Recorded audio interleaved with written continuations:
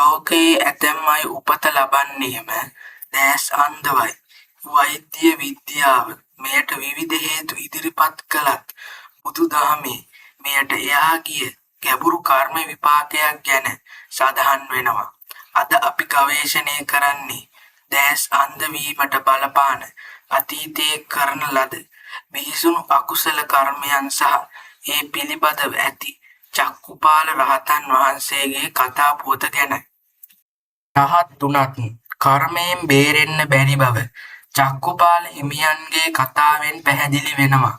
පෙර ආත්මයක වෙද මහතෙක් වෙලා ඉද්දී තමන්ට බොරු කරපු කාන්තාවකගෙන් පලිගන්න හිතාගෙන ඇයගේ ඇස් අන්ධ වෙන්න බෙහෙත් දුන්න පාපය ආත්ම ගණනාවකට පස්සේ රහත් වුණ ආත්මයේදීත් පවා උන්වහන්සේව අන්ධ කරා. අන්ධ වීමට බලපාන අනෙකුත් කරුණු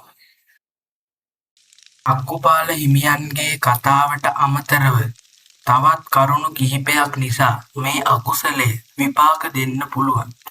සතුන්ගේ පෙනීම අහිමි කිරීම, දඩයම් කිරීමේදී හෝ විනෝදයට සතුන්ගේ ඇස් උගුල්ලා දැමීම, පසුන් නැල්ලීමේදී ඇස්වලට හානි කිරීම මීළඟ ආත්මවලදී අන්ධභාවයට සෘජුවම බලපානවා. ආලෝකයට බාධා කිරීම, පූජනීය ස්ථානවල හෝ අන් අයට ප්‍රයෝජනවත් ස්ථානවල දල්වා ඇති පහන් නිවා දැමීම, අදුර ඇති කිරීම සහ අන් අයට පෙනීම අවහිර කිරීම, ධර්මය සහ දැනුම අවහිර කිරීම,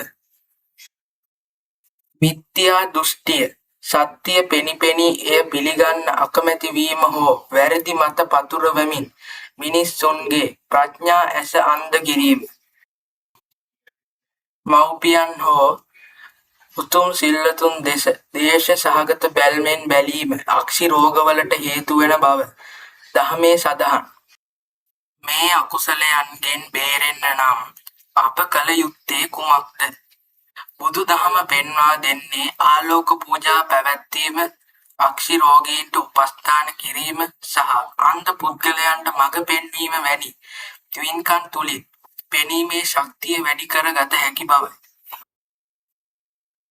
කර්මය කියන්නේ හෙවණැල්ලක් වගේ අපේ පස්සෙන් එන දෙයක්. අද ඔබ කරන පොඩි වැරද්දක් හෙට ඔබේ මුළු ලෝකයම අදුරු කරන්න පුළුවන්. ඒ නිසා හැම තිස්සෙම ලෝකයට ආලෝකයක් වෙන්න උත්සාහ කරන්න.